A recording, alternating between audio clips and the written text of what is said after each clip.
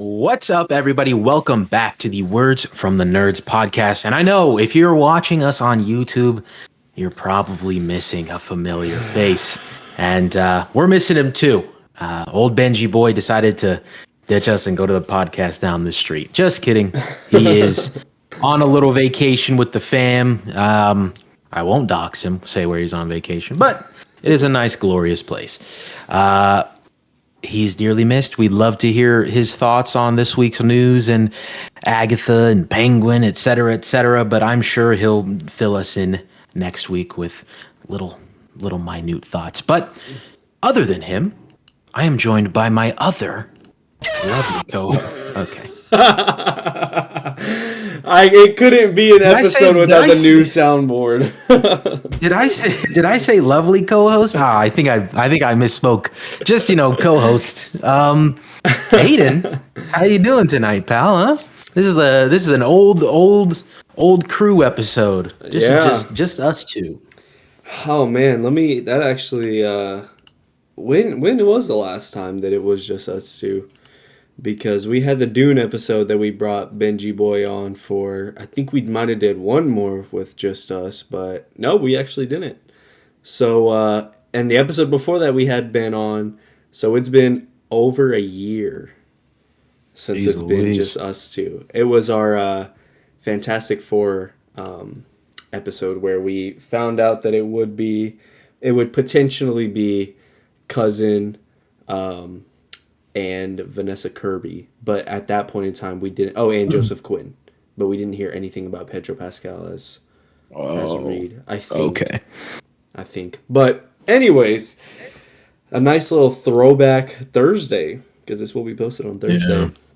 Yeah. For us today, I'm feeling good. I'm excited to get into this news. We even got a little clip we can watch. We get to talk about some Marvel, Spiderman, yada yada yada, with our nerdy news rundown of the week. And so yes sir, I'm very excited. I'm ready to get this show on the freaking road, baby. Good. I love to hear that. And me myself, I've been excited for this episode. It feels like there's been a lot of news building up to this episode, but it also hasn't really been that much news, if I'm honest. But that's okay, because I think that there's a lot of fun little tidbits to talk about. Starting with, firstly, I'm actually going to jump into this one because I find it funny that it was the day after we recorded last week's episode that this stuff came out with Tom Holland and talking a little bit about Spider-Man 4. It looks like he was on a podcast promoting his new non-alcoholic beer, Beero, and we actually have a little clip. Ooh, I love watching clips, baby. That I'm gonna get set up here and play for us. Sorry for you audio listeners. You should still be able to hear it, but you won't get to see Tom Holland's lovely mug. But here we go. Let's get into it. Are you in? Okay, there we go. And you can hear it, right? Years, I have been at the beck and call of Marvel and Sony. And proudly so. It's been the best experience of my life. I'm now at a juncture where I can say no. This is so pixelated. And now that I've been afforded that power, I am struggling to figure out what is the right thing to do. It's meant I've had to put my foot down in certain instances, which I haven't been allowed to do in the past. And I think the learning curve that I'm on right now is dealing with that new sense of power, making sure that I don't abuse it, but making sure that I do the best thing for me rather than for the studio. And really the best thing for the character. I don't want to make another movie for the sake of making it. The studio wants you to make another Spider-Man. Yeah, they do. And I want to make another one. I want to make many more, but I want to do it for the right reasons. And now, like I said to you earlier, sometimes I miss the day when getting the job was the win. Navigating and figuring out what having that kind of power means and that responsibility. Yeah. And I'm figuring it out. And I'm speaking to people and asking questions. And, you know, I've been speaking to Downey a lot. But it is something that keeps me up at night. And I'm constantly thinking of, like, is this the right thing to do? Am I going to do justice to the character? Am I going to do justice to the fans? I definitely don't want to just make a movie for the sake of it. And there she blows. And I just found it funny that was like, because we had some Spider-Man 4 news tidbits on last week's episode. And then the day after, of course, he goes on a podcast and talks about it a little bit more. But he said other things amongst that little clip that we watched. But just from that clip, I love to hear that. And let me actually preface in also saying, like, I love to hear that he's saying that. And it seems like he has more say in these projects. But I also, like, I don't know just how well Tom understands Spider-Man as a character. Like, I don't have anything to really go off of like his judgment of how to handle Spider-Man. I think it's great that he's trying to do his best and do his best for us, the fans, for that love the character as well as much as he does. But I also I don't know how far his understanding of the character goes. I don't think Peter Parker is like too incredibly complex. I do think he's a complex character. I don't think he's too incredibly complex, so I think it's something Tom could understand. But it's still a great thing to hear. I just don't know what his idea of standing up for the character and having this greater power role and making sure that is implemented into the new film or films properly. I just don't know what that looks like, and I hope it's fantastic, especially from what we talked about a little bit last week, like Sony wanting to have this be a multiverse movie. I wonder how much sway Tom has with that, if that's something that he doesn't want to do, but this is great news. This is great news for me to hear personally, and I'm excited to see how that develops. But just in terms of Tom's knowledge of the character, it hasn't, like, I don't know if it's been so prominent as to say, like, I don't know, like Andrew Garfield showing up when he got cast at Comic-Con and then giving that long speech that you see TikTok edits all the time. Yeah. But yeah. Either way, it's great news. I'm happy for it. Yeah, as far as what his version of the character, what that entails, remains to be seen. Obviously, that's I'm assuming that's a big focal point of what you're saying. But to hear that he's getting to put his foot down on some things and that he is struggling with that, I've seen a lot of people talk about the rumors of Sony wanting a multiversal movie, Marvel wanting a grounded movie, and that kind of tug of war between Marvel and Sony, and that maybe that's what he's talking about having to put his foot down on some decisions. But again, the question is, what decisions are you putting your foot down? Is he on the front lines wanting to get a multiversal movie while we just want Spider-Man and Daredevil hanging out kicking Kingpin's ass?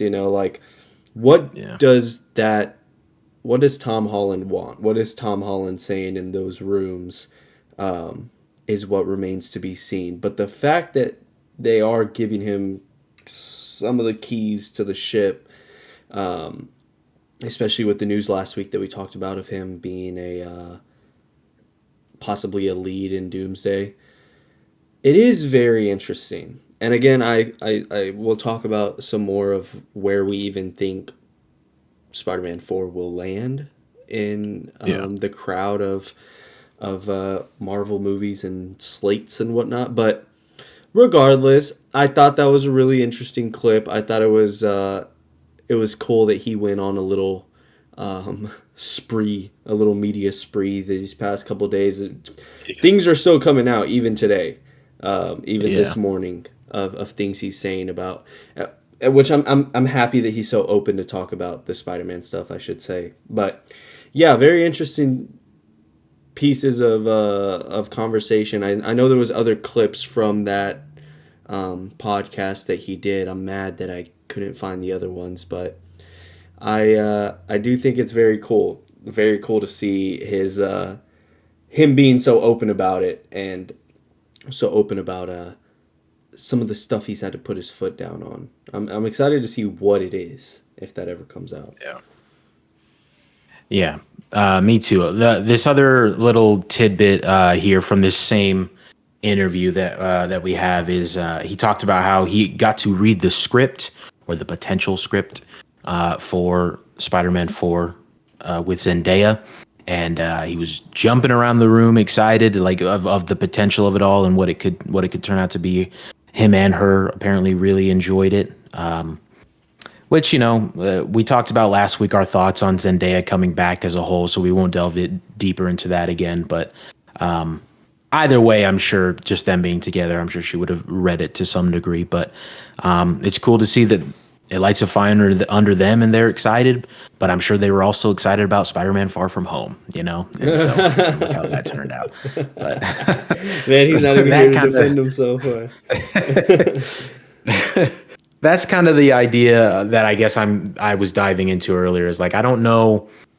And obviously that's back to like, he didn't have that much sway around Far From Home time. Like he was just along for the ride kind of thing. So we'll see. I wonder how much sway he had, like when it came to like No Way Home as well. Like, I wonder how much input he had, but anyway, that's super cool to hear, that even with our concerns of the script, currently what we've heard so far anyway, because none of us actually know what it entails, but what we heard about like multiverse stuff and whatnot, I think if I remember correctly, I guess I do remember Tom talking about the end of No Way Home in some interviews, and like he loves where the character was left.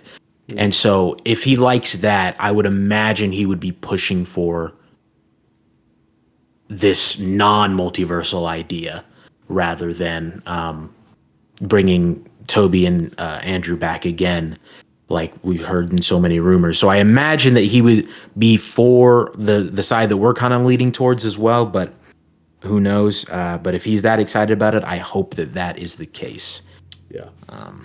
And I like talking about these early script talks and whatnot, because I remember, I forget his last name, but Jacob, who plays Ned, his big viral video of him reading the script and like recording himself live reading the script and freaking out whenever he, I assume, got to the part where Andrew and Toby were introduced. And so I think it's fun to always talk about these things so that whenever Spider-Man 4 does come out, we can look back on this and be like, you were getting excited over this? Or being like, oh, this is what they were getting excited over, let's fucking go. So I think it'll be cool to come look back on all of this, especially with what he said next, which I'll let you take that over.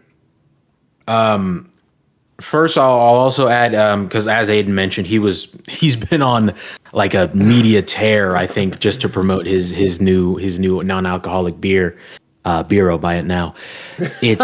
Has been.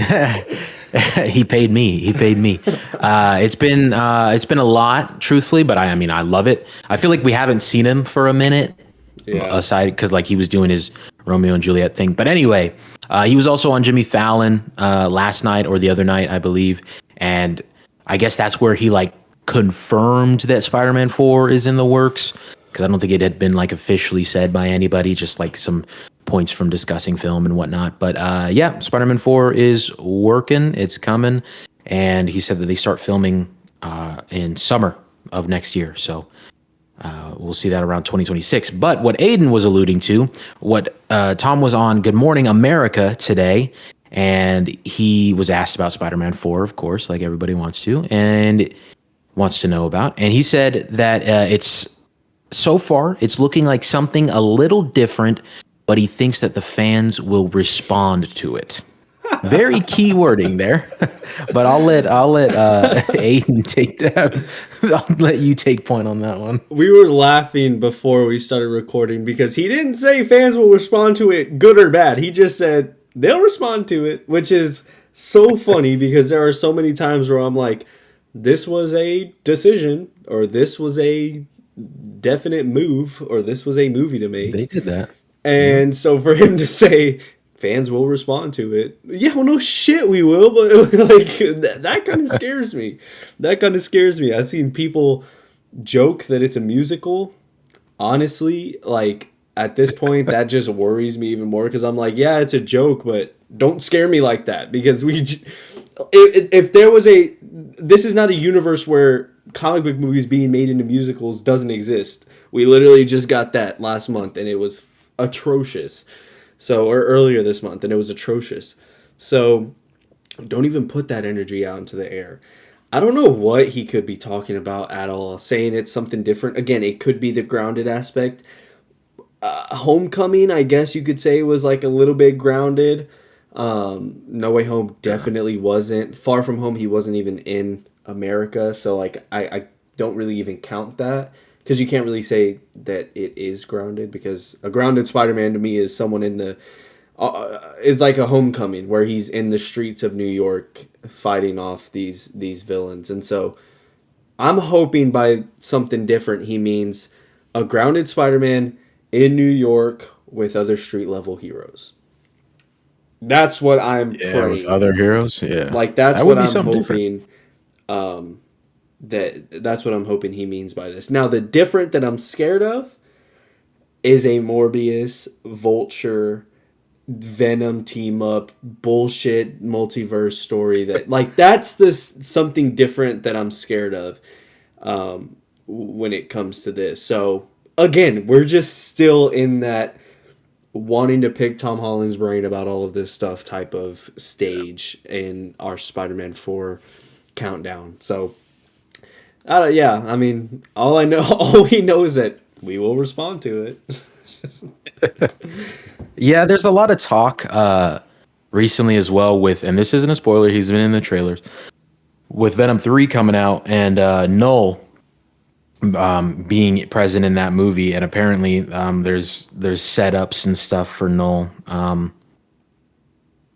There's a lot of talk about maybe him potentially being in Spider-Man 4, and that is what worries me about a possible something different that he's alluding to, because like that's like other planetary type stuff, which I guess he did in Infinity War, but still, like for an actual Spider-Man movie, that's probably a bridge too far, maybe. But who knows? You know, as you mentioned, I hope that that's something different is more just branching out into the street level stuff that we haven't really gotten a taste of, at least with the MCU stuff as of late.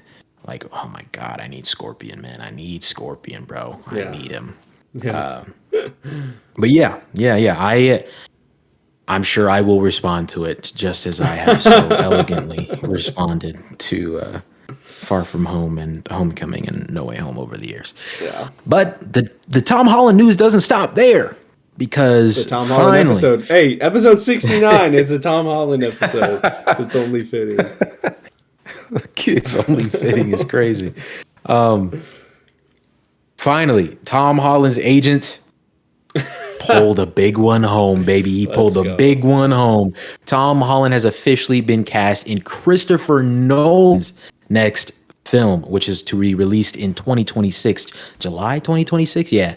And initially, that's all the news that we had on that fact. At the matter, we also know that Matt Damon was cast in the film as well. But in terms of the film itself, that's the only news we have, is just who's been cast in it so far. But then I believe the day after, or a couple days after that, it was not revealed. It's still, I think, rumored.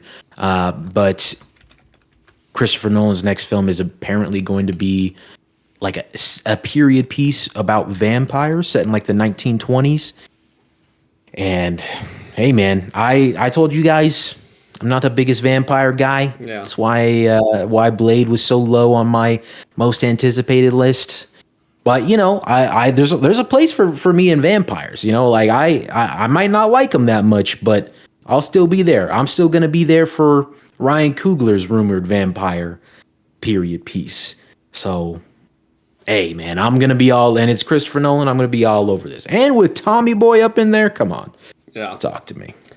Yeah, I forget that you're not the biggest vampire guy. Are you still gonna go? I'm assuming you are gonna go see Ryan Coogler's vampire movie with Michael B. Jordan. Maybe that could be. Maybe they can set a couple of stones for how vampires should be done, and you can come back around on it. But Yeah, if Haley Steinfeld's a vampire in that movie, then yeah, into vampires. hey, she's as we've stated, she listens to the podcast. Yeah, this is very sick, dude. Very sick news. I was very excited. I think I got the notification from discussing film at work, and I dropped everything, copied it, sent it to the Discord, quote tweeted it, said his agent finally came through for him.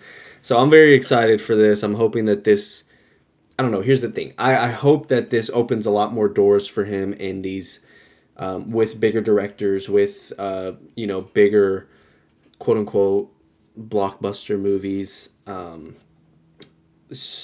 But at the same time, I don't want this to be the beginning of the end for Tom Holland's Spider-Man. I don't want him to eventually graduate too early to bigger and better things. But again, what am I gonna do? Be like, oh, dude, stay Spider-Man. Oh, okay, Aiden, I got you. I'll stay Spider-Man. So whatever. I mean, regardless, I think it's really cool. I think a Christopher Nolan vampire movie with Tom Holland definitely wasn't anywhere near my bingo card this year, but I'm all for it. I think it's really cool. I love that Matt Damon is a part of it, because how can you have a Christopher Nolan movie without Matt Damon? And so I'm excited for this. I will be there night one. Yes, absolutely. I'm excited to hear more casting news and stuff as we get closer to the film.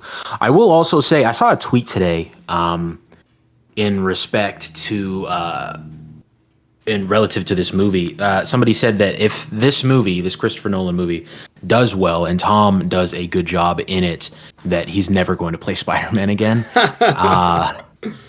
And like, I thought it was funny. It's a funny joke. But I do want to, on a serious note, add that I didn't watch that entire podcast that we just showed a clip of Tom, but I watched a little bit of it, and he does say that he does reiterate, and because he said this in the past, he does reiterate that he wants to make quote many more Spider-Man movies.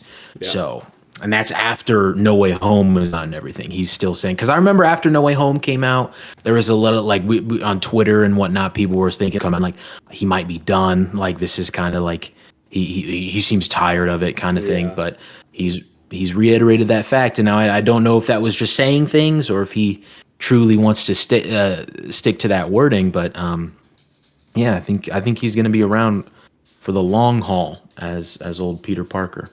Yeah. So I'm all for it. Sticking on the Marvel train, we got some 2028, Marvel's film slate news. 3 new dates have been added to Marvel's film slate. February 18th, 2028, May 5th, 2028, and November 10th, 2028. We have no idea what these could be. It's after Secret Wars, so that's a little interesting to me. I know they haven't confirmed any sort of thing that like Secret Wars is going to be a soft reboot. That's kind of just like what the going theory is, I think, amongst fans, including us. So I wonder if that is sort of like maybe a new Iron Man, new Cap film. Probably not. I mean, we're still getting Cap films with Sam being Cap now. But I mean, who knows what this is? We know that they still need to make a Shang-Chi 2, all these other kind of newer heroes. I'm sure that Kamala is going to get a new film at some point. New Marvel's film, probably with Monica back or something like that. But yeah, it's I have no clue what this could be, truthfully. Like maybe another Spider-Man movie. Actually, I think that's a good guess. Actually, that's probably a little bit soon because Spider-Man 4 is not going to come out till 2026. But yeah, I'm sure there's a lot of different things that this could be. But I mean, it's exciting nonetheless. For me, anyway. If you're tuned out of the MCU, I'm sure you're rolling your eyes at this point with them still putting out new film dates and whatnot. But hey, I'm in. So what's interesting is this kind of follows the same slate that we were supposed to get this next year. February, 2028, which February this next year will be Cap. May 2028, which would be Thunderbolts, and then November, which would have been Blade next year, but then you throw in Fantastic Four, you take Blade out. So it's still kind of that like February, that early 2028, mid 2028, late 2028. So I don't know. Yeah. I was going to say, what are the odds? Entertain this for me for a second. What are the odds that February 2028 could be Secret Wars? Because we've talked a little bit. We've talked a little bit about films taking place in between Doomsday and Secret Wars. Right now, the only movies we have taking place from now in between from now till Doomsday is Cap, Thunderbolts, and Fantastic Four. And I think that's it, even film wise or TV wise. We got Daredevil also. I should point out. Right. That's only 4 projects from now until the next freaking Avengers movie. And then that's not even stating what we have from Doomsday to Secret Wars, which are only a year apart. We don't have a new Spider-Man movie, as far as we know, which we might in between Doomsday and Secret Wars, which I'm probably about 80% sure we will. But it's like, what else? I'm sure that's where Spider-Man 4 is going to land, I think, in between Doomsday and Secret Wars. Yeah. Yeah.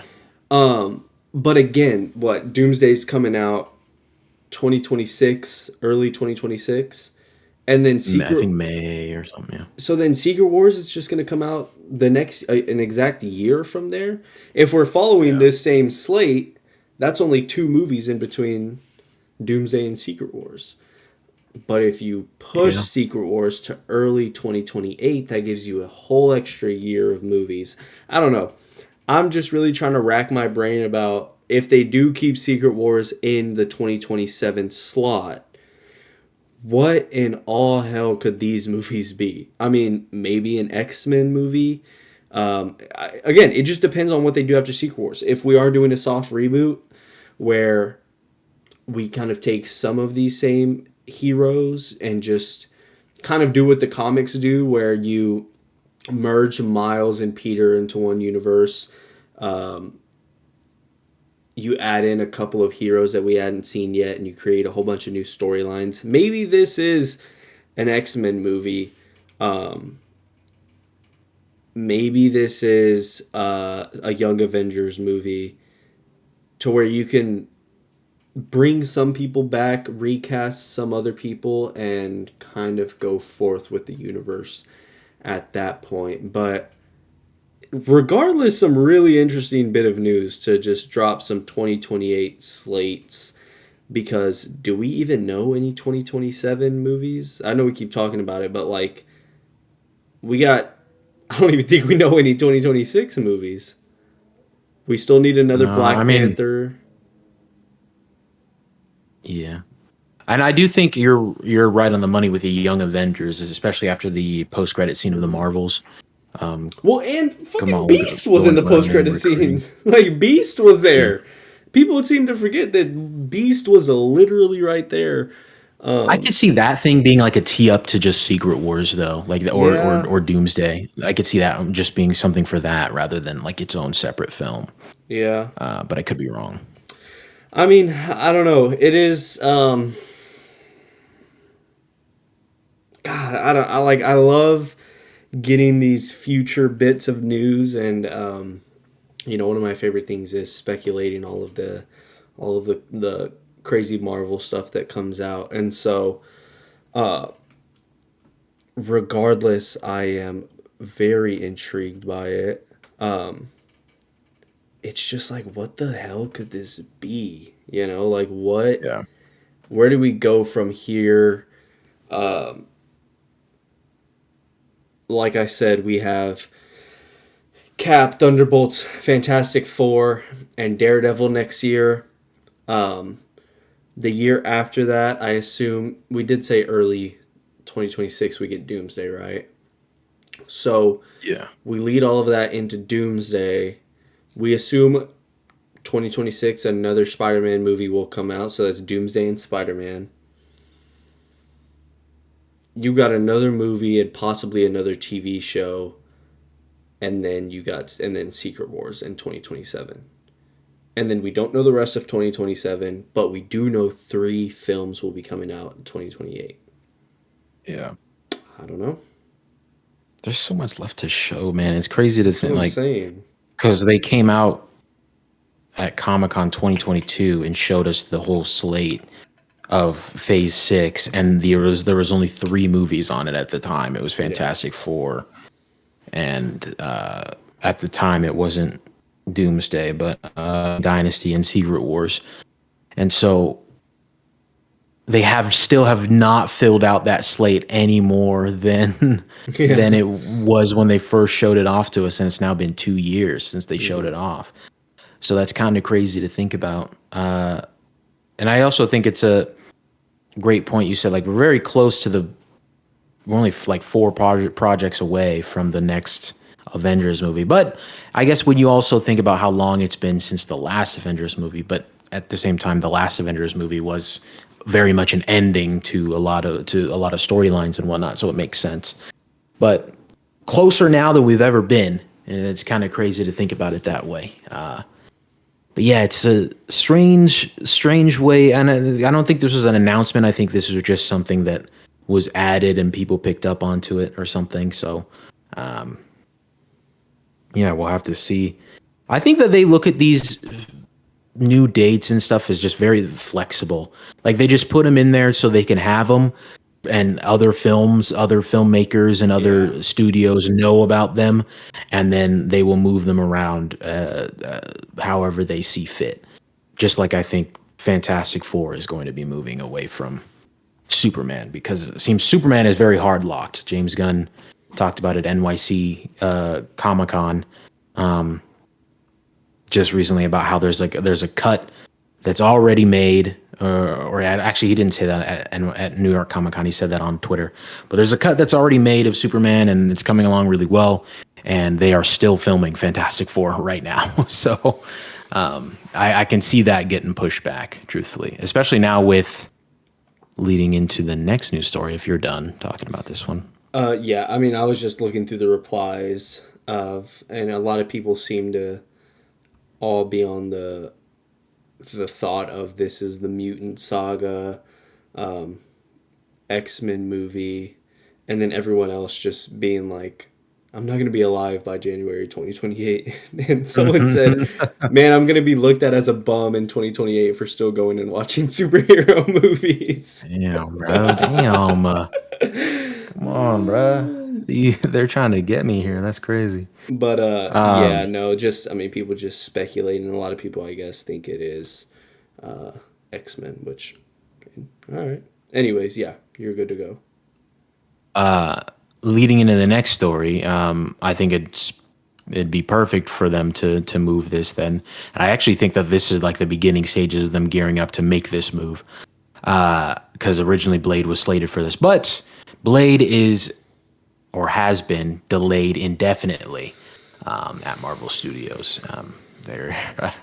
They've taken it off the slate, and they apparently don't know what they're doing with it, which really, really sucks, man. As much as like I don't like vampires, it's still like Mahershala Ali, bro. You're gonna throw that in the delay indefinitely column? Like, that is insane, man.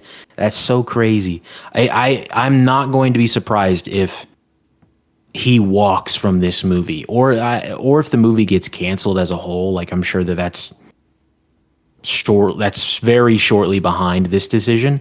But that is such a bummer. But in leading into the Fantastic Four news, because Blade was slated for like November next year, I believe. And so with that now open, which nobody believed Blade was going to hit that anyway. They have not started shooting anything. But now with that like officially open, I think that the likelihood of Fantastic Four getting pushed back to that to allow Superman to shine, and so then those films can make as much money as they possibly can. I am sure that that is what will happen. Yeah, very sad. I mean, I wanted nothing more for this movie to thrive and defy all odds and still find a way to come out and put the naysayers to shame, but life isn't fair sometimes.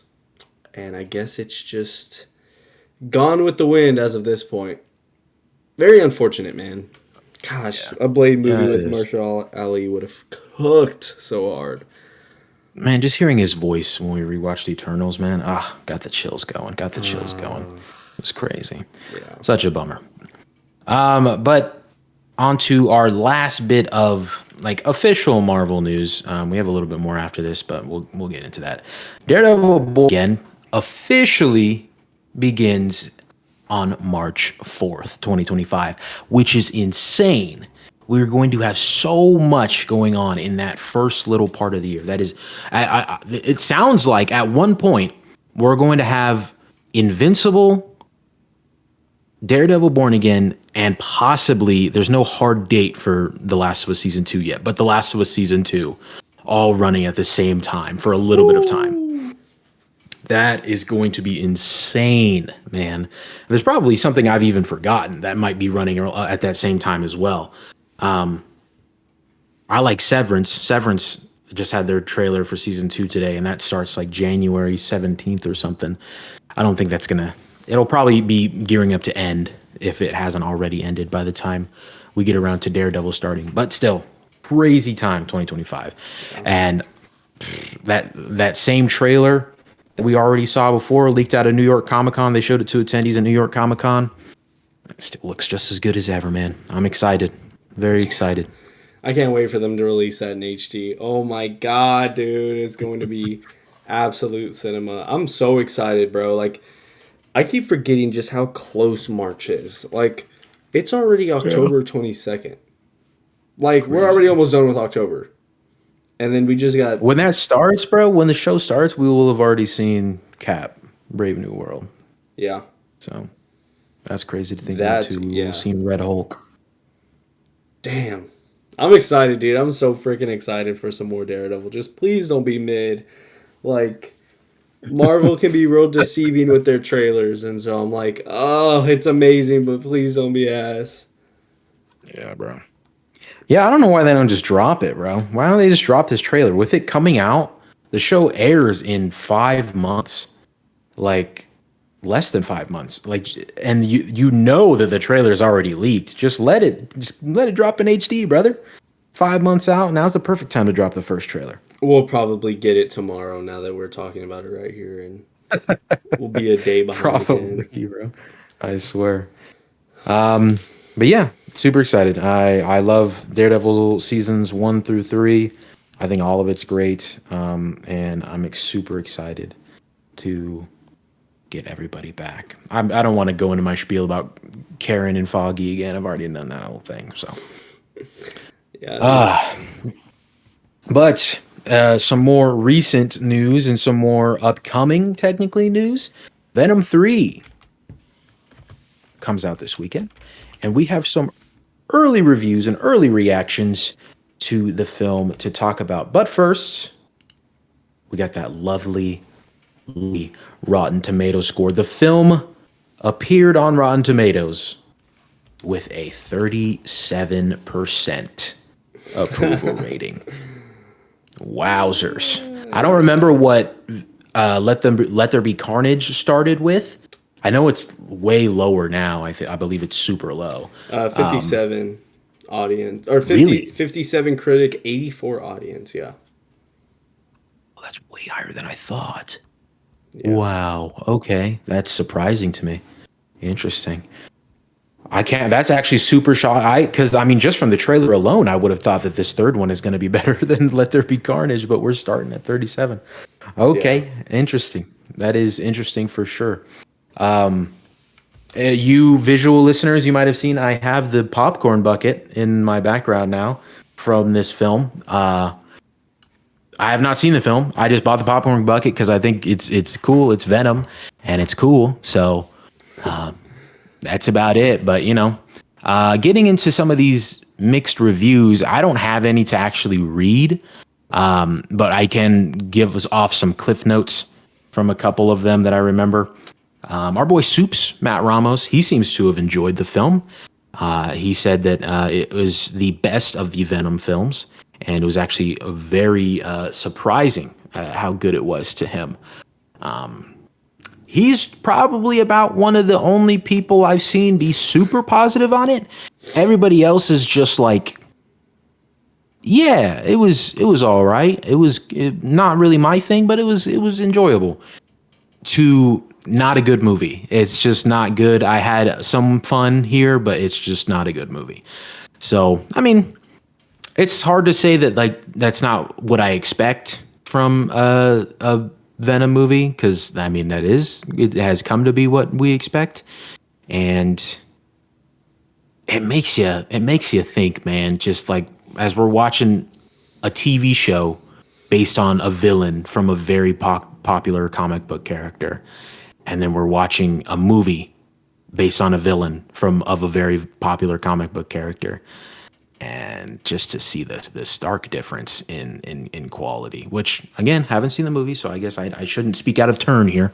But I mean, let's be honest, I don't think it's going to be any Penguin. But yeah, nah. Bit of a bummer, mate. I want films to be good, so it's a bit of a bummer. That's all I'm saying.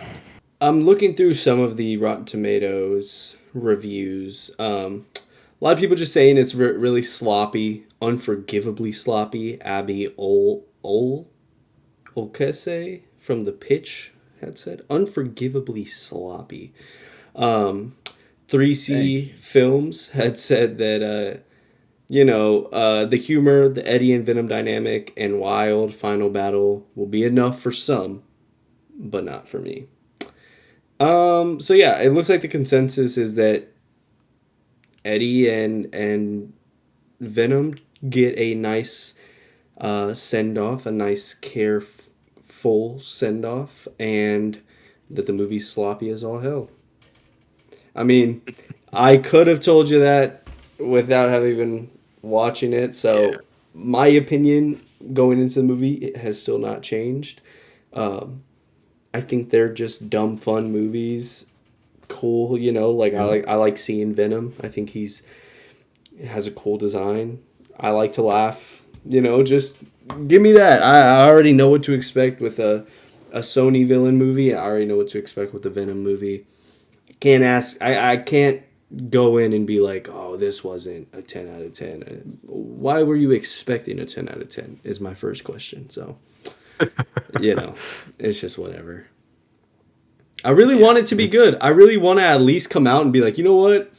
Fuck all of y'all. That shit was awesome. That was like, I want to come out and be like, that was an awesome movie. Like, yeah, does it suck? Yeah. Is it messy? Yeah, but I don't care. I had a ton of fun.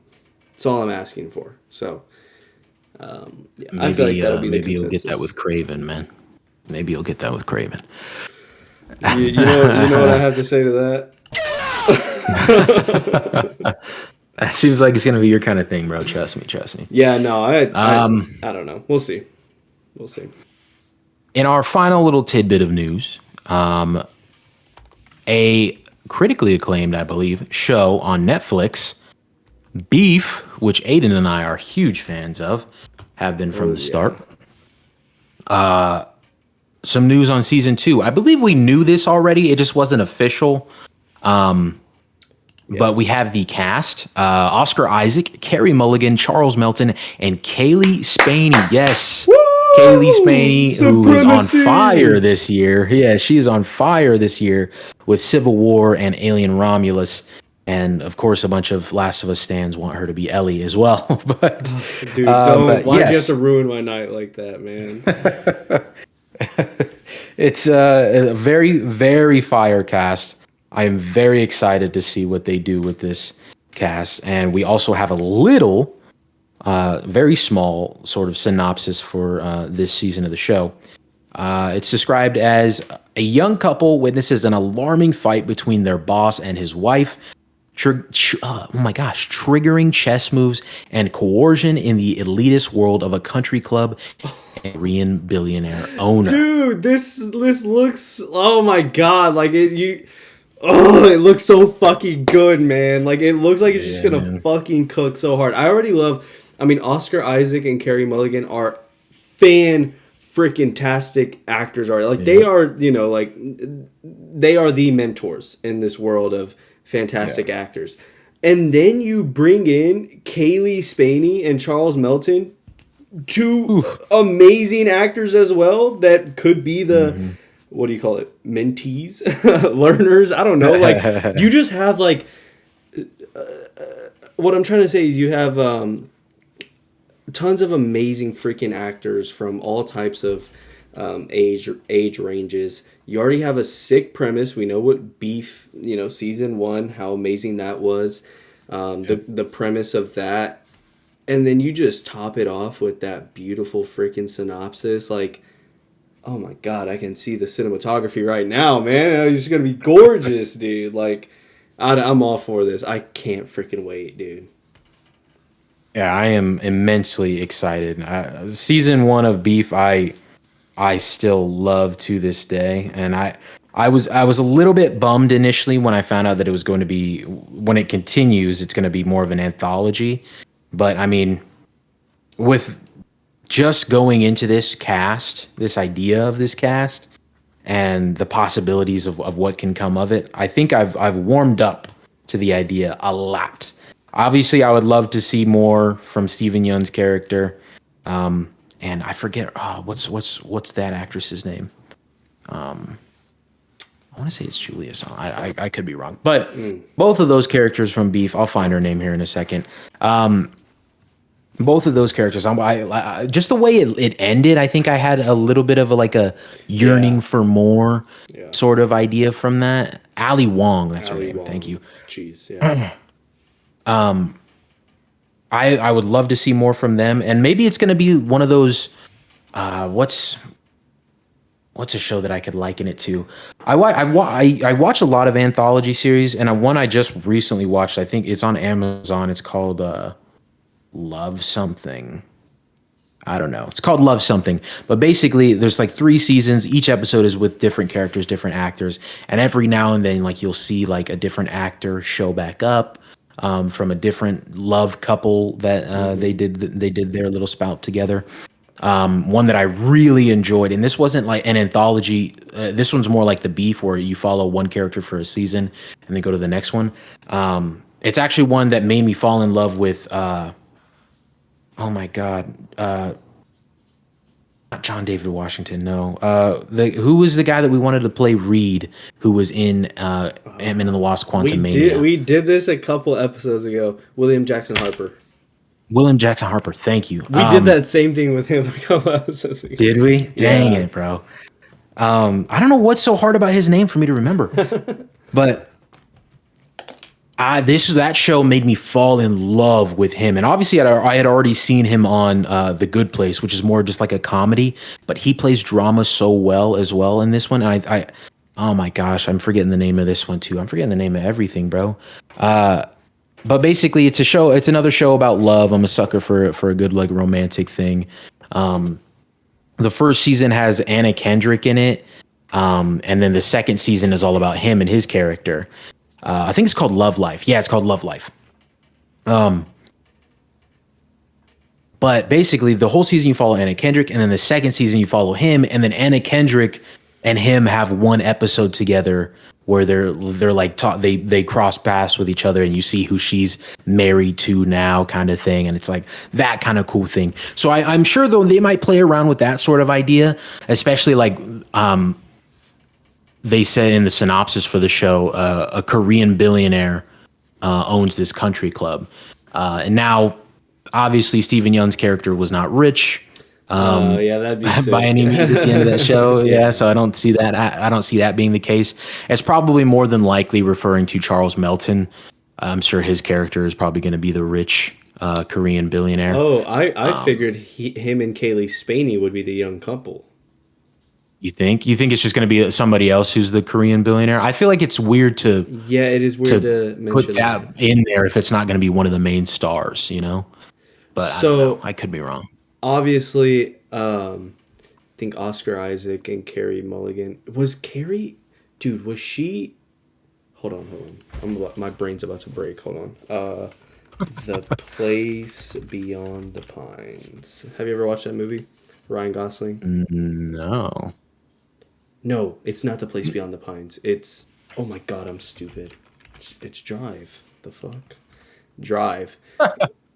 It is Carrie I have not seen Mulligan. that. Oh my god, you haven't seen Drive? Oh my god, anyone listening? So, I mean, it's an absolute banger of a movie. But one of the points is he falls in love. Doesn't fall in love. He starts a fling with Carrie Mulligan's character, and as they hit it off, he's like talking to her son, whatever. He basically becomes like this like stepfather role, not really, but like whatever.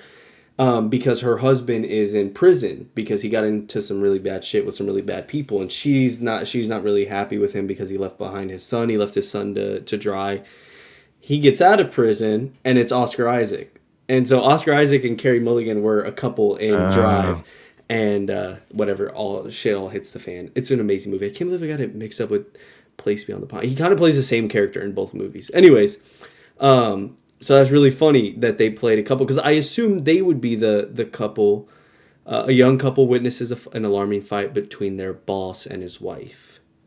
Triggering, I did the same thing. Triggering chess moves and coercion in the elitist world of a country club and its Korean. I don't think the Korean billionaire owner is mentioned. I think the couple would be Kaylee Spaney and Melton, and then the boss and his wife would be Oscar Isaac and Carrie Mulligan. I think so. Maybe the Korean billionaire owner is, which I don't know if she's Korean or not. Maybe it's Ali Wong. Oh, maybe it's her husband who. I think you're right, because they were rich in that show. Very or at rich. least they had more money. She had a bunch of art too. Yeah, Or that's did what she he did. Yeah, have- she was in. One of them had art. Dang, you're gonna make me rewatch Beef, Dude, bro. I feel like I should I know know. this stuff. The soundtrack is absolutely beautiful, dude. Oh my god, bro! Yeah, It's such a fantastic show. I remember crying.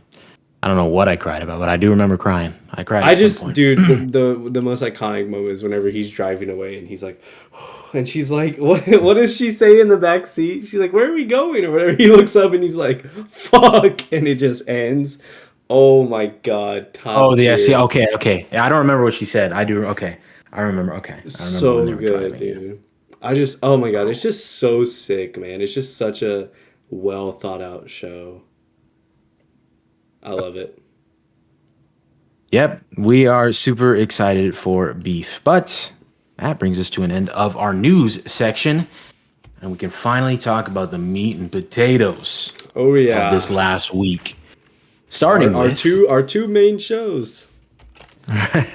starting with, it was Agatha. I'm going to try to stay spoiler free. I know every time we talk about an episode of a show, I'm always the first person to jump into the spoilers. So I'll try to stay spoiler free this time. This was a good episode. It was better than last week's for surely. It gave me what I wanted and what I've been complaining about with the teen character for a long time, or the entire season, actually. A little bit of like time wasty stuff I'll get into when we start talking about spoilers that I didn't think that there was a need for, and there was a better way to just convey it.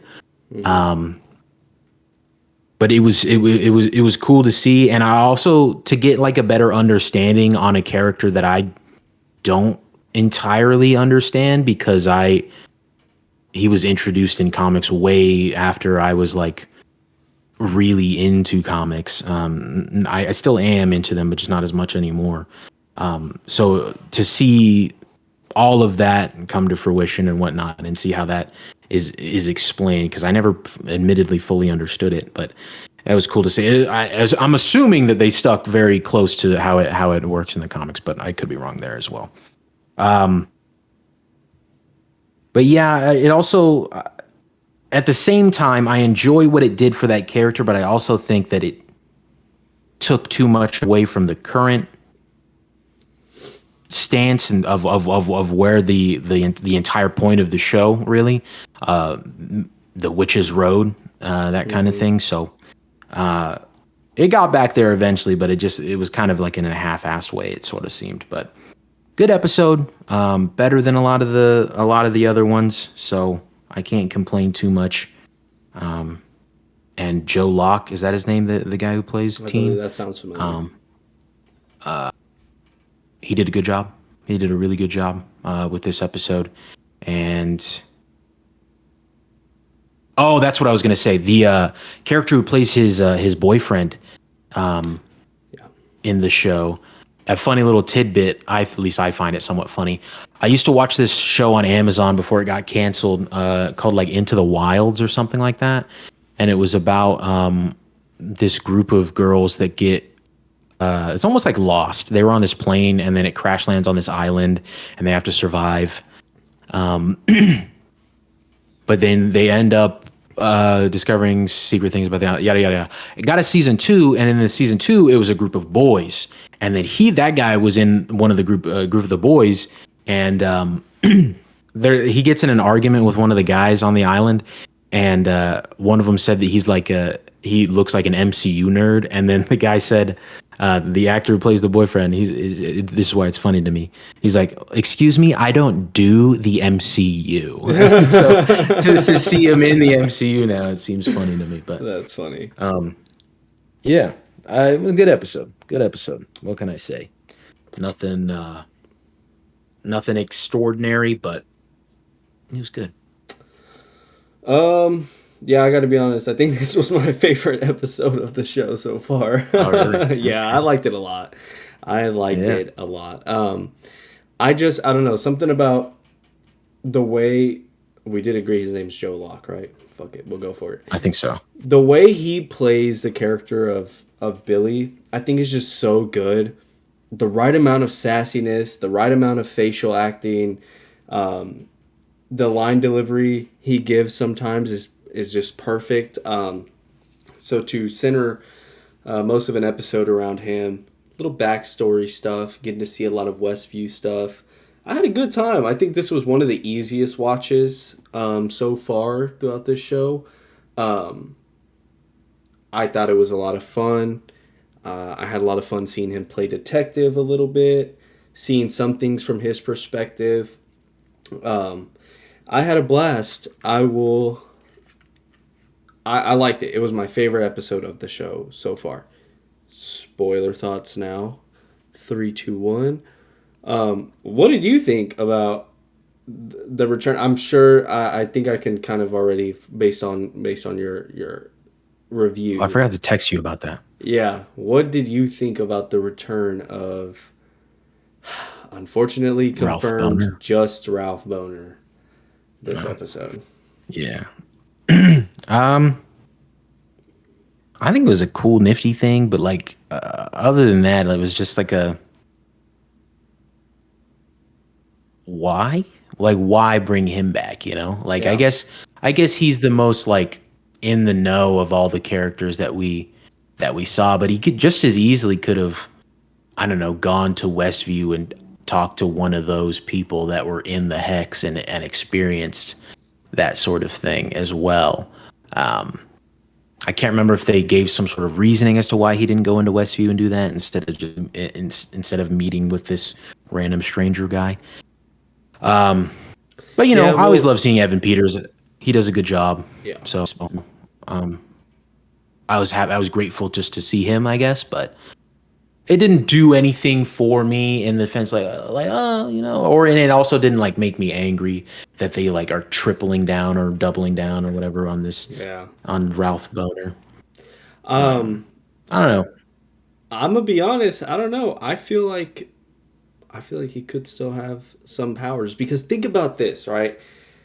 Billy gets out of the Hex, here, I have it in my notes actually, because I was so bummed. I was like, damn it, they're not going to do a reveal that because I remember the big thing was like, and that's why I said I went to go rewatch episode 5, because I think that episode was so phenomenal. I love the moment of the credits rolling in WandaVision. I should have mentioned the credits rolling, the audience laughing, and then Vision being like, no, like, what is this? Tell me what this is and what was before. I don't know. You won't. I have no recollection. Like, why are you doing this?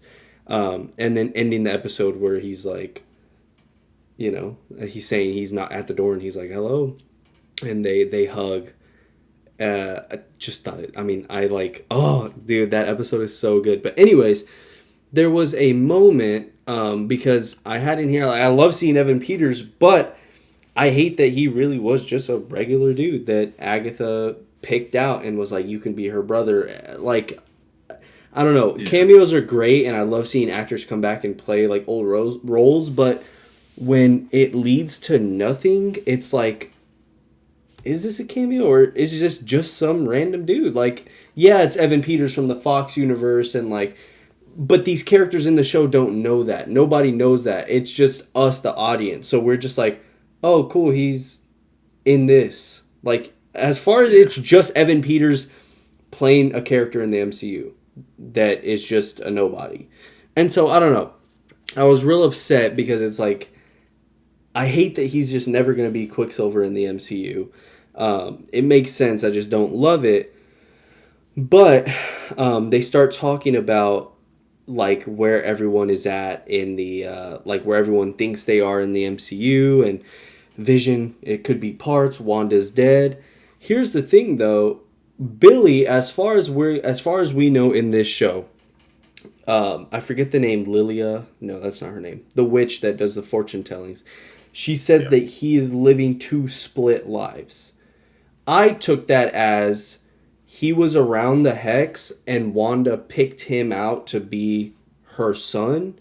And so that kind of like split his lives up into 2, where like he's simultaneously living both of these lives. One as William Kaplan, the other one as Billy Maximoff.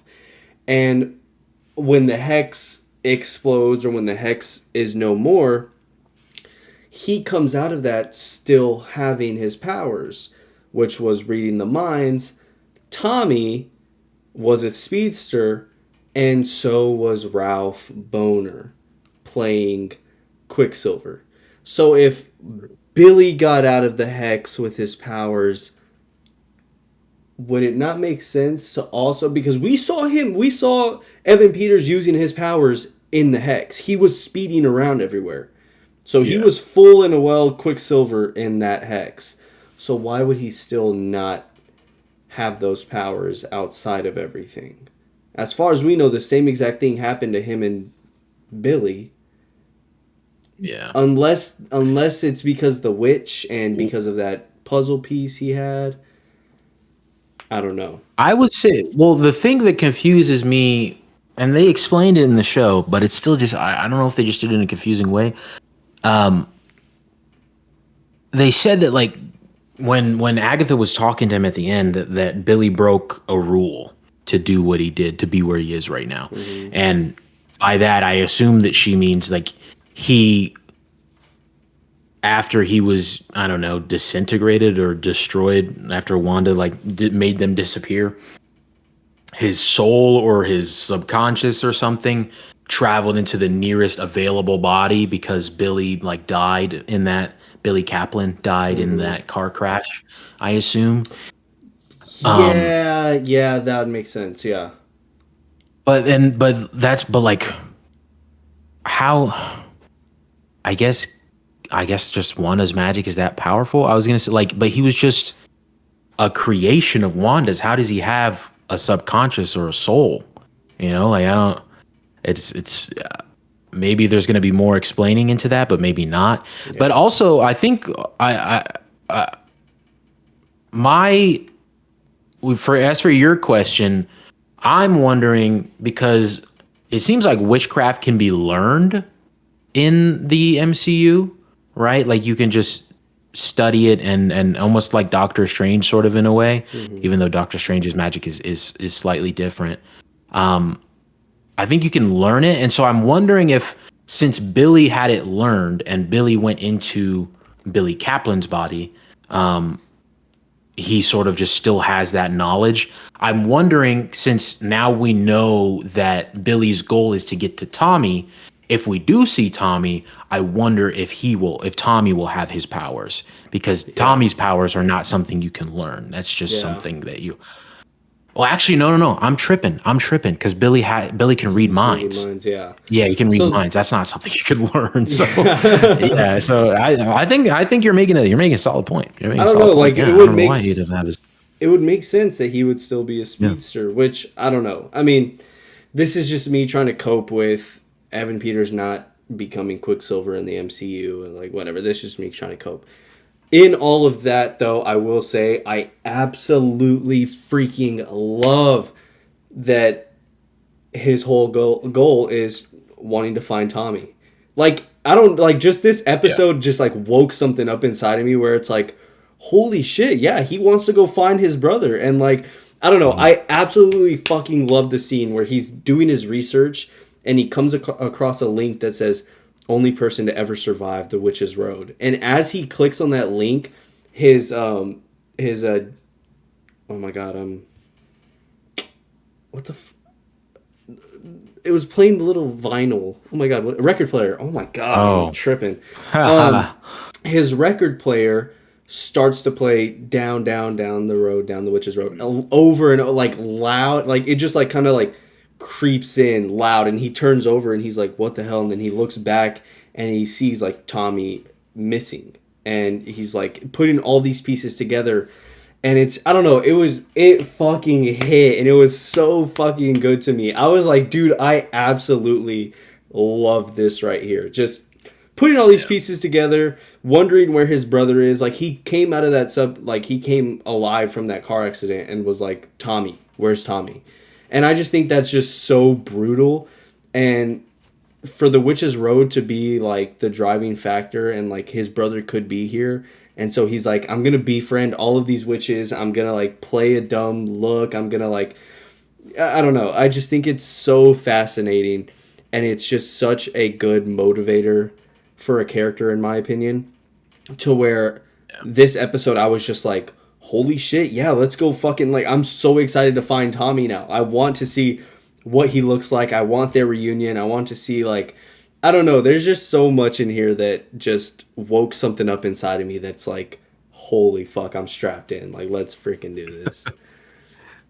I actually agree with that. Yeah, I do like that his goal is to find Tommy, because I'm interested to see what Tommy looks like. I wonder if they've even cast Tommy for this show and everything like that. A sick cameo. And like, this is, I don't mean to cut you off, but like, this is what we've been talking about all season, where it's like, our biggest thing is, why was this show made? Why did this stand against everything else? And where are we going? Every week we're like, okay, I want to know, like, this needs to clear up a bit. And I think this was the episode that was like, boom, here we go. Young Avengers, going to resurrect their mom, like, all like the endless things that we can explore post this episode. All of the reasons we've given all of these characters as to why they should go on, and making the goal that much clearer. We got 3 more episodes, and so I just, does it suck that we're getting it this late? Like a couple of those mid-season episodes where we were like, nothing freaking happened, this was a waste, like, it does put those into perspective. But if I'm just solely looking forward, I think last episode and this episode were really the ones where it's like, let's freaking go. Like, foot to the pedal. We know what our goal is. We know where we're going after this. And so I'm happy that we are getting to see it play out. And we're not also doing the MCU TV show formula where we just have a villain come in at the second to last episode and just, I don't know. This episode really changed a lot about how I've been feeling this last stretch. I actually agree. I think you made me like the episode a little bit more because of what you just said. Yeah, because that I mean that has been, and I did mention that this gave me what I wanted as far as teen goes, but in terms of like the actual purpose of this show, it's seeming to lean into both Tommy and Billy becoming like part of the MCU. Whether this show ends up resurrecting Wanda or not, whatever, that very much seems to be the goal here, and I appreciate that. I think that that's cool because I am excited for some Young Avengers kind of thing. I know people talk crap on the roster, the potential roster of it, but whatever. Also, I wanted to say that the moment when I know we don't know that witch's name. I know we just said we can't remember like Ilya or Lilia or something like that. Yeah. But she's the one who puts the hex or whatever you call it. It's not a hex. But she makes it so nobody can hear when Billy says his name. She's the one who puts the seal or something. I don't know. That was a little like I wonder what she saw, and I wonder if we will find out what she saw to make her do that. Because, like, if she can see, I assume she can see into the future to be able to like make that call, and that's why she decided to do that. Well, no, not. I assume she absolutely can. That's the whole point of of her in this show. We've seen that she can look into the future, She's but just like in also. segments. Oh, okay. Because I was gonna say she did mention to him because he was like, can't you look into the future? Isn't that your whole spill?" And she was like, "That was just a front. Like that was just like, whatever. That Sure. was just like basically her career after, being a witch." So I Because I talked about it last episode a little bit because that's what somebody had pieced together all the times that she had said she had a random outburst, Yeah. and if you spliced it together, it said like Alice, don't save Agatha or something, Yeah, and yeah, so yeah, because yeah. she was seeing that that Alice tried to save her and she ends up dying because of it. And so I do think she can see the future. She just can't control it, and it happens at random points, Yeah. and it's a random point in the future. And so, but I still just wonder, like, what, because now Billy has broken the seal himself. So, like, people can hear him say his name. And I just don't see how. I mean, I guess Agatha maybe would have played it differently if she knew from the beginning. But she did say that she had a feeling. But anyway, I was going to say, I just don't see how him hiding his name early on in the show, I don't see how that would have changed much of anything. But I guess maybe if Agatha, like right at that, they showed it again in this episode, when he asks or when she asks him what his name is. Like if she had found out his name right there, would she have not wanted to go down the witch's road then, or with him, Yeah. or what? Because I feel she still has her goal of whatever her goal is in the witch's road here to get her powers. I can't imagine that it would have changed that much. So I just really am curious to see. I don't know if we'll ever will, but what she saw to make her make that call with the seal. But speaking of seeing things that we had to see again, or seeing things again that we already saw, the time wasty thing that I was talking about was like I get it. We were seeing it from his perspective, but the interrogation scene in her house, like it was cool to see. Don't get me wrong, it was cool to see that it all just actually took place in her house. I think people had theorized about that after episode 1. It was cool to finally see that was actually the case.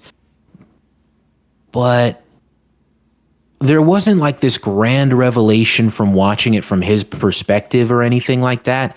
You were just a couple lines of dialogue changed or were cut out, and we just had to watch the whole thing all over again. It just seemed like you could have shown in some other way that, oh, this actually happened in her house, and then just move on from it. It just seemed like a needless thing to me, but I don't know. It's also not that big a deal. It's just a little bit like a slog. I guess it's kind of like what I complained about with Penguin last week. Like just stuff that I already understood, kind of thing. I don't know. No, yeah, I could see that. Just kind of running stuff back.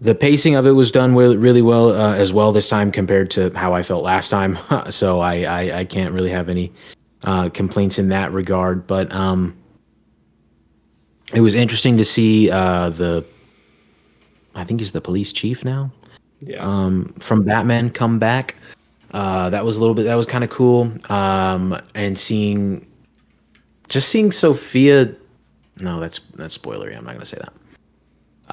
Yeah, I mean, no complaints. I think it's setting up for the climax really well.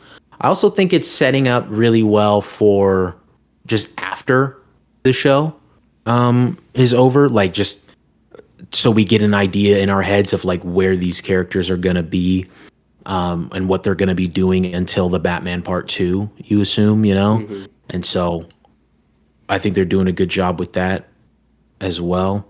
And also, oh yeah, that was something that's spoiler though. I can't get into it without touching into like spoiler stuff. But it was good. It was a really good episode. I really enjoyed it. It got me back on track.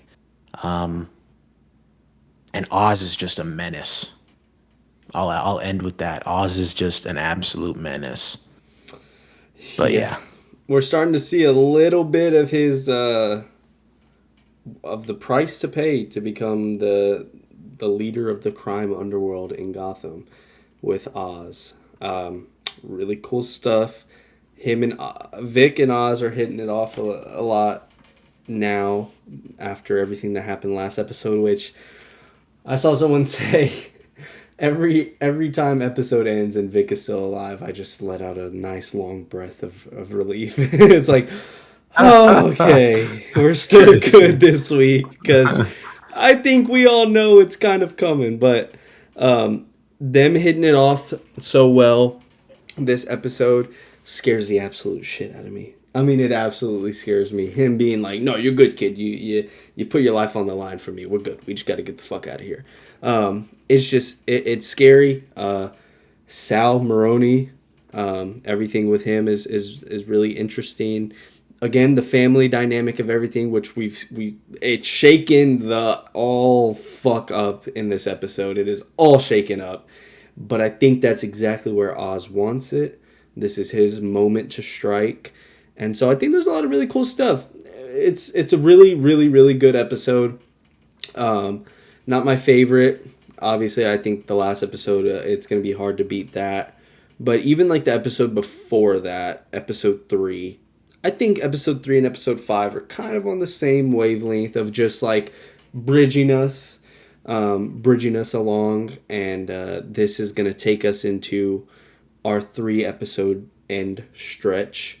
And so I can't complain, because a lot of shows, this would just be absolute shit. I feel like a lot of shows right before the penultimate, or like, once you hit that mid-season, especially comic book shows, you start to fall apart a little bit, and then your penultimate episode and your finale smack, but that one that's right before it, that episode 7 of 9, episode 6 of 9, are always the ones you kind of got to nail.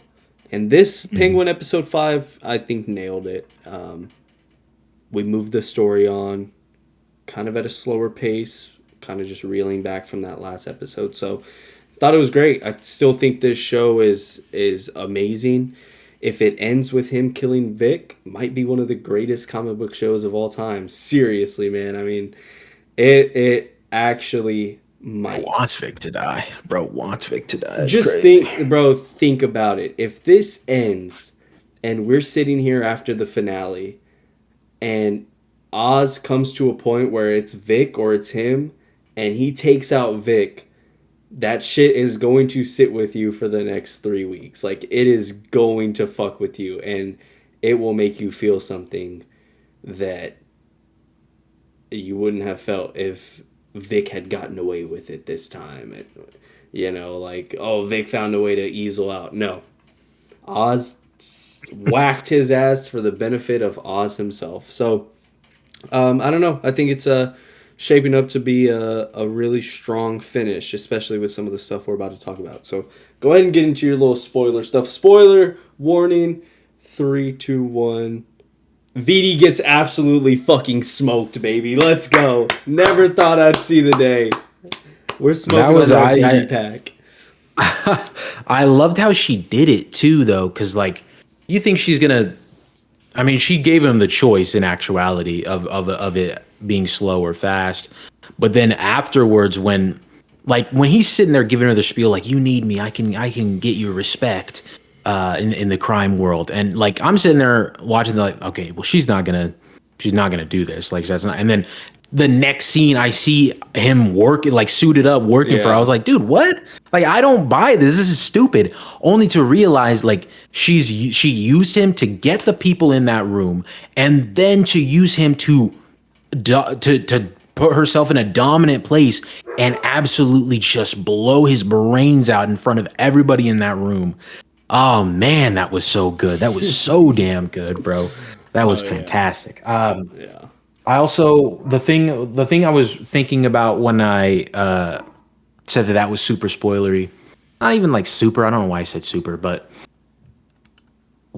I had mentioned in a previous episode, I think it was after episode 3, that this is a prime example for me of like how the MCU kind of fumbled the post-snap world and everything like that, and looking at how they're handling the post-flood world of Gotham is so much better. And even it continues into this episode. They go to where the flood hit the worst in the entire city, and we see how it's all still disparaged and how people are still breaking into shops, stealing everything they can.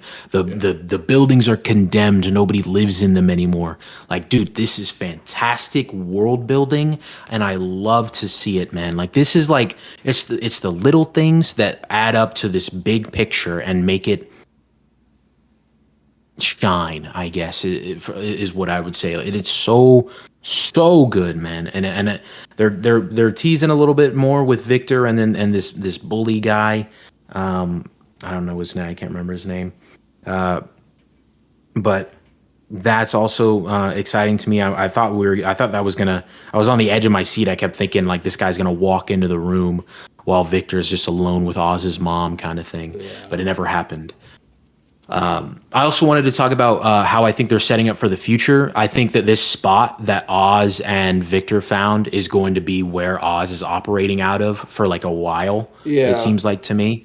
Like this seems like the kind of place where he would hunker down and do the work. And I think that'll be really cool. I'm sure there's more that's going to happen at that place in the rest of the season. Yeah. But is this not the same underground system Batman is operating out of? Probably is, because he said it went throughout the entire city. So I wonder. I think that it's connected. Yeah. Yeah. I wonder how far away they are from each other.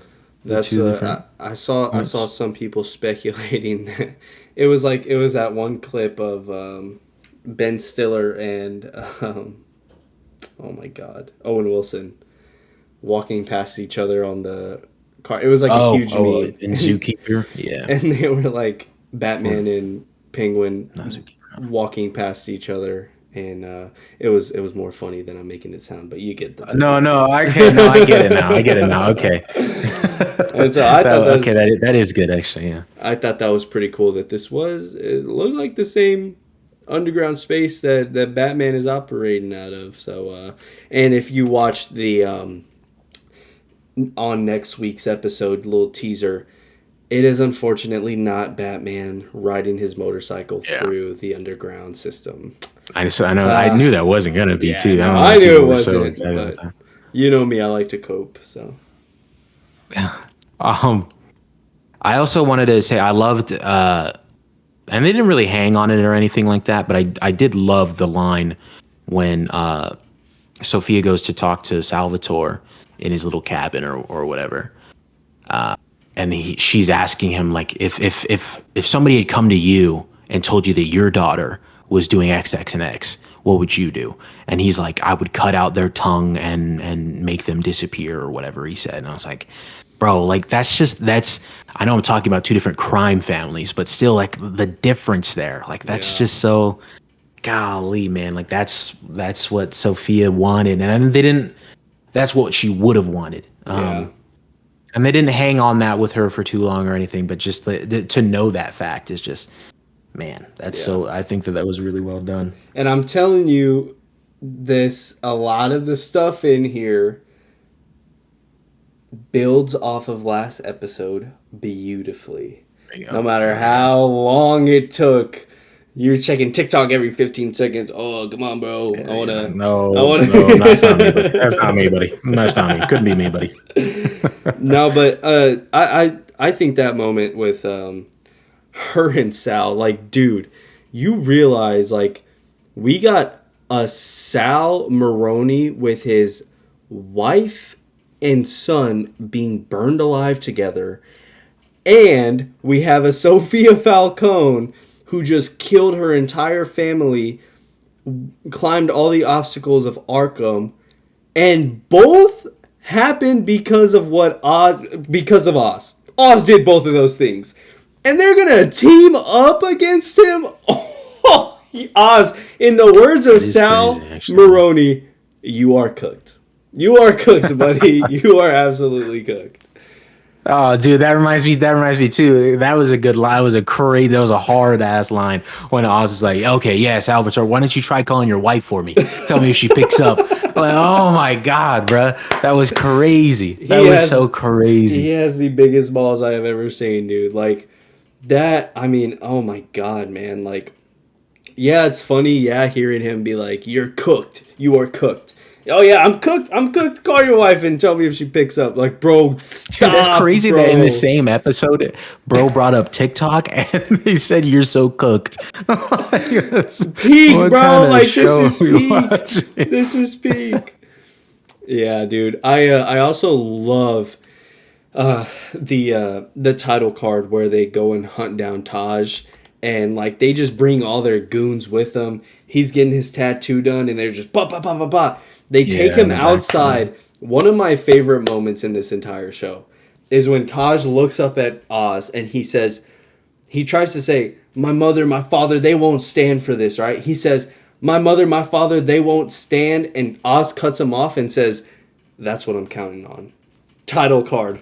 Oh, shit. I didn't even catch that. It's so good. He said, my mother, my father, they won't stand. And he says, that's what I'm counting on. And his mother wasn't standing, and he tried to get his father not to whenever he got the police officer to shank him. But lo and behold, he is still standing. So Salvatore's just him, bro. Lots of great work going on in Gotham right now. Yeah. Great episode, I think. And the part I wanted to talk about with a little bit more backstory on Oz when he talks to his mom, and like you find out that him and his mom and I think his other siblings lived in a place like that, apartment and everything like that. Well, so it was real nice whenever Vic would, like, whenever Oz woke him up, and he woke up, he's like, oh shit, I'm sorry, Oz, and he's just like, no, you did good, kid.